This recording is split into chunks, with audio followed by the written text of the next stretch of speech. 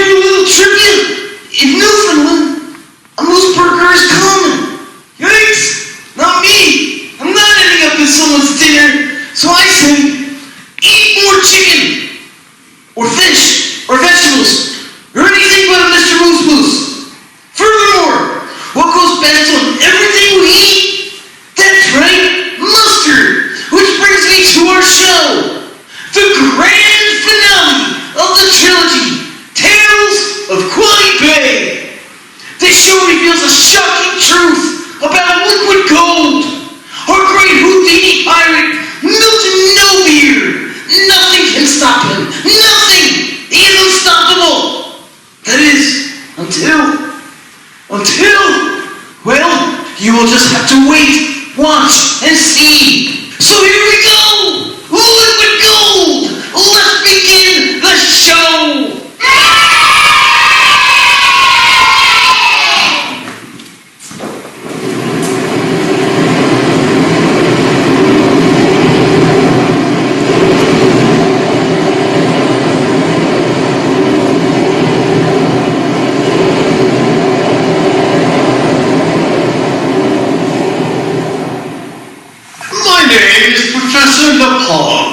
Professor Alexander Lepon. I am going to tell you the continuing story of events occurring in Eastport, Maine.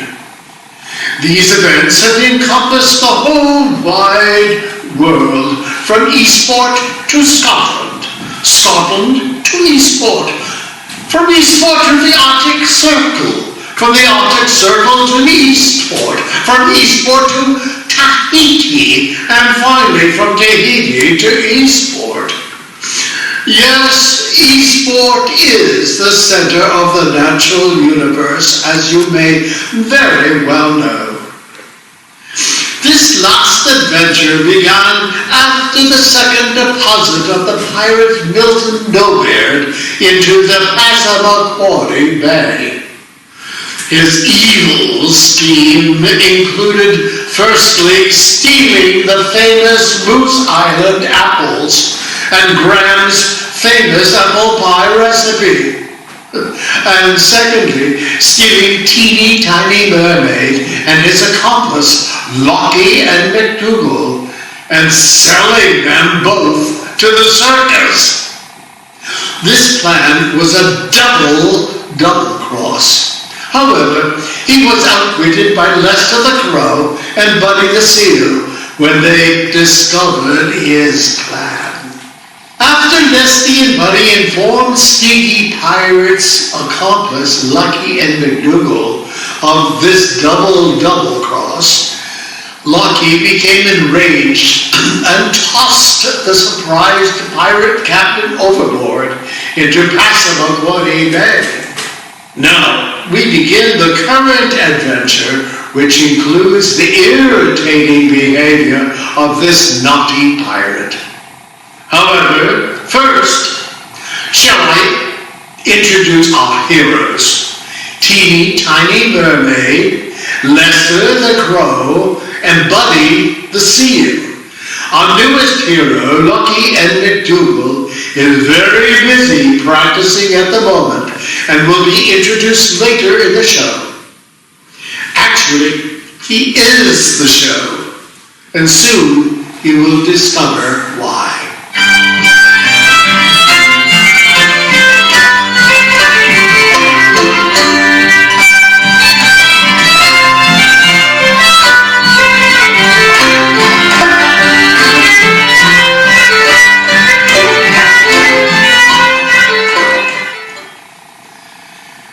Shall we begin the story?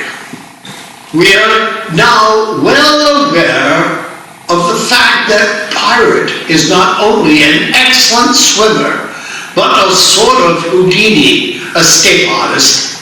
Well, after he was netted and thrown overboard, he swam and swam and swam and swam and swam and swam and, well, swam.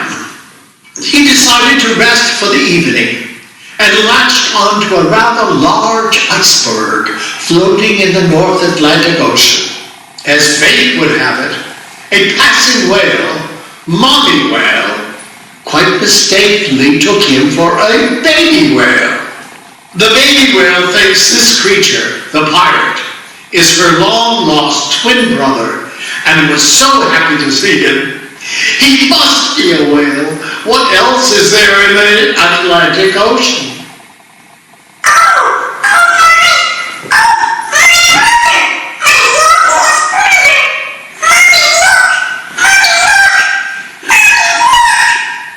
It was too late.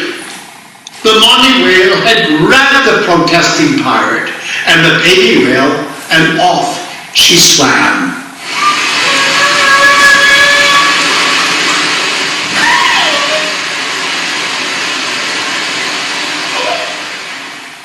Practically frozen, the pirate awakened to white everything, white everywhere, white.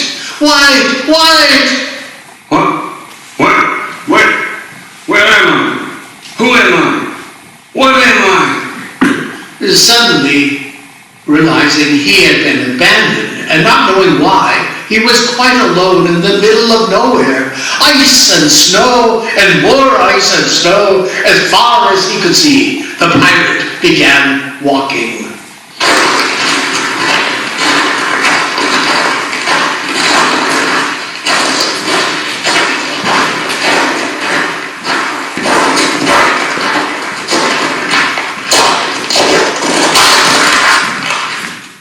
Monsieur, where are you going? Why are you here?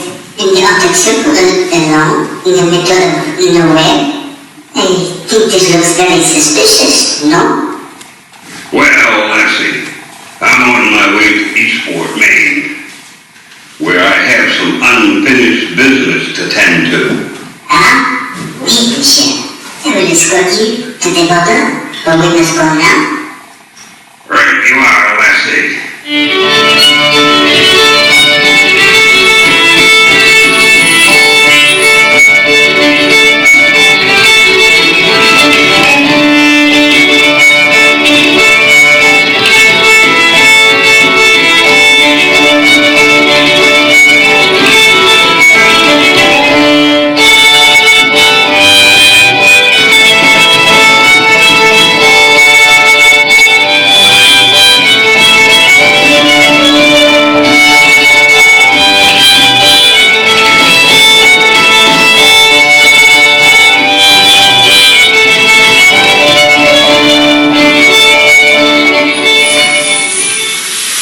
So the RC appeared, the pirate made their way to the Canadian border.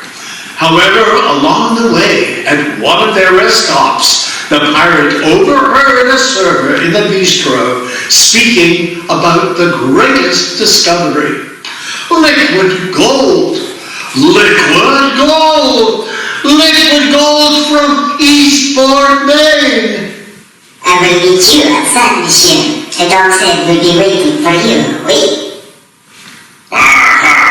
I must prepare a plan after several more days in this mangy dog sled.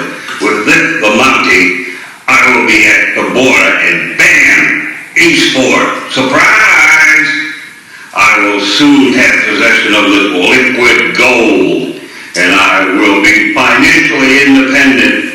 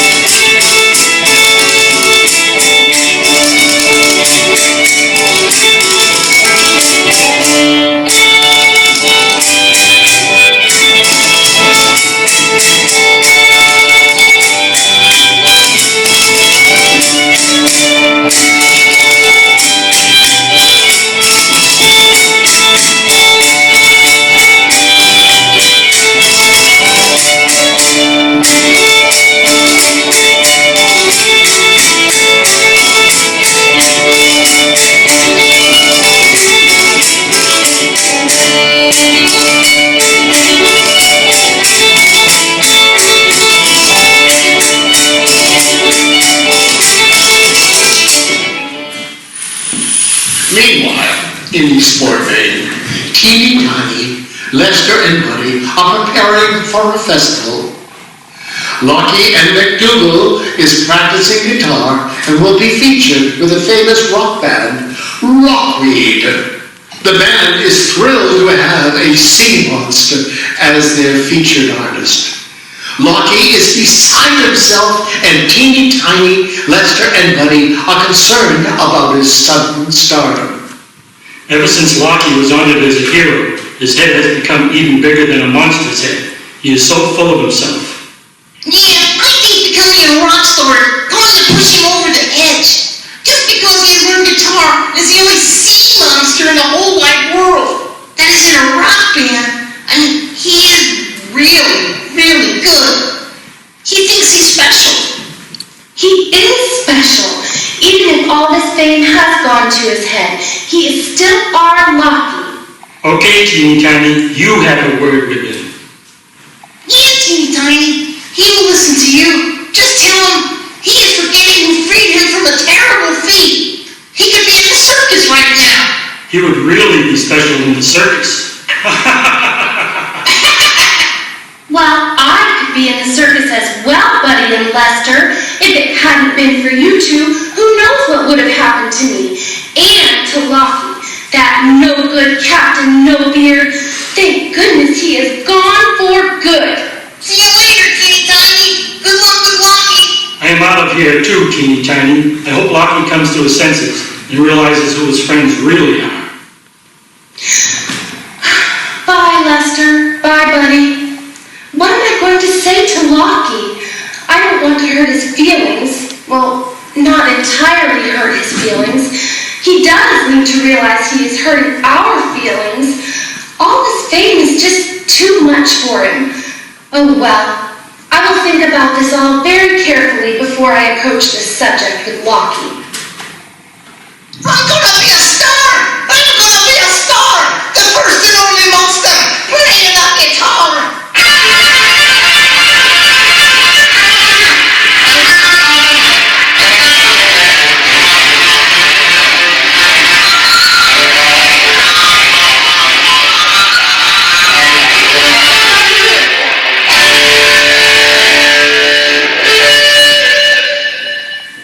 Lockie and McDougal, that is really good. I mean, really good. I know! You know what? I'm gonna be a star! A star, Teeny Tiny! Well, Lockie, I am happy for you. I just wish you had more time for your friends. I mean, Lester and Buddy are missing you. The old Lockie. Remember when you said you were always hiding from newspaper reporters and, worst of all, tourists? Well, now, Lockie and McDougal, you will be the center of attention all around the world. You will go on tour with Rockweed and appear in all the tabloids. Your private life will be public, and you can no longer be a reclusive sea monster. Teeny Tiny! Everything you said is true! However, I've changed! I have changed! I'm a guitarist, a musician, a superstar, being born before your eyes! Can't you see it? Guess mermaids can't see that good. What about Lester and Buddy? What about me? What about Eastport? Teeny Tiny! A monster's got to do what a monster has got to do! I don't talk to Lester and Buddy, okay? But I'm going on the road, on tour, on stage! Lockie, you can't go on the road. I mean, you are a sea monster. Get it? A sea monster. Oh no! Oh no! No! No! I will be right back, Lockie. Don't go away. Lester, you and Buddy need to talk to Lockie now. He is devastated because he just had a realization. Okay, we'll go. I hope one of his realizations is that we are his friends and we care about him, even if he is acting whack. Well, my boy, Teeny Tiny told us of your dilemma.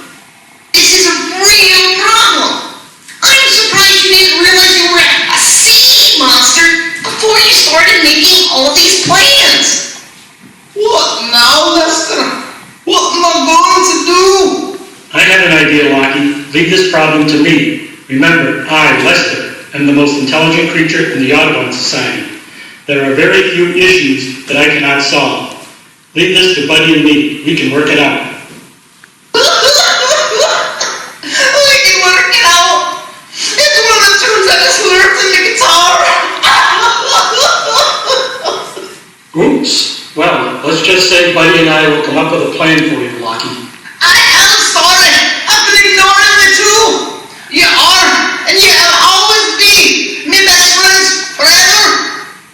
Avast ye scallywags, for all the world's treasure, and see very pleasure. Loki is still lost in the shallows of inner turmoil, as he laments the blues seeping from his sea monster soul.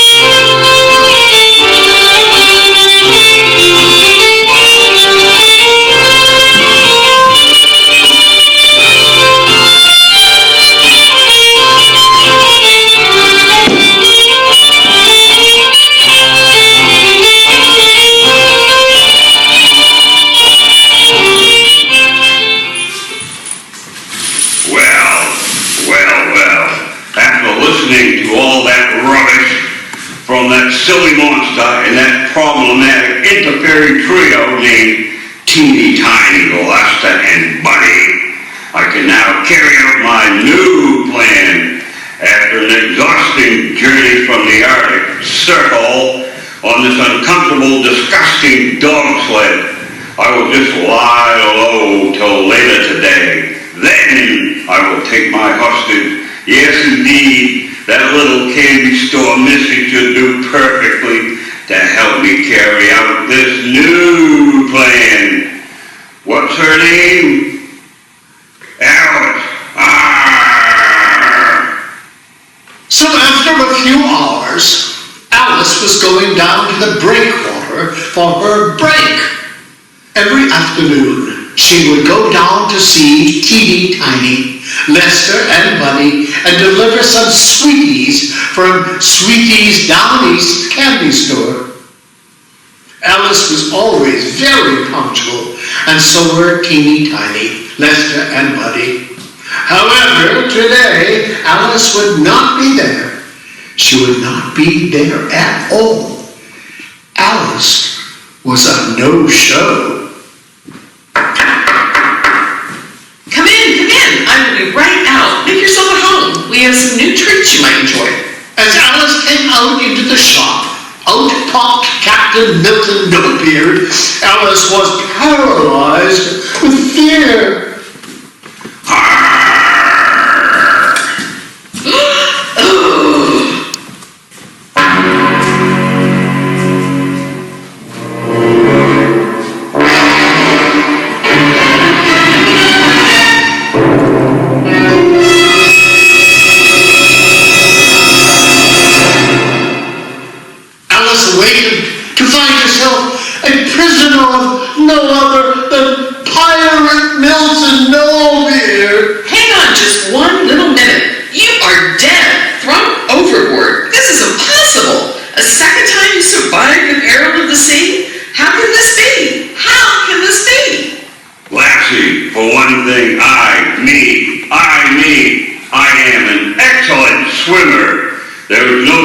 Swimmer than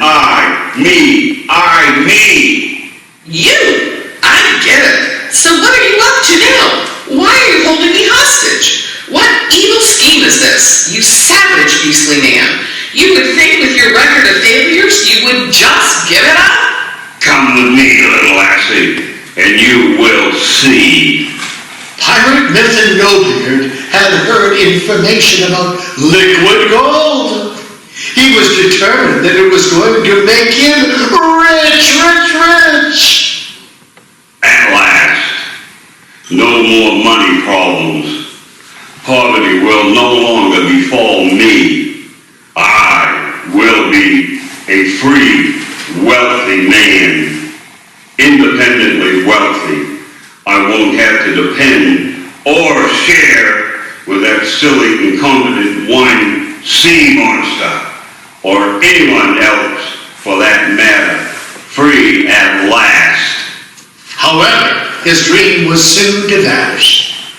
Upon arriving at the destination, Ray's mustard mill, where the stockpile of liquid gold was stored, Pirate Milton Nobeard was greeted and apprehended by 2 military officers who informed him of his rights and very sternly escorted him to the jail.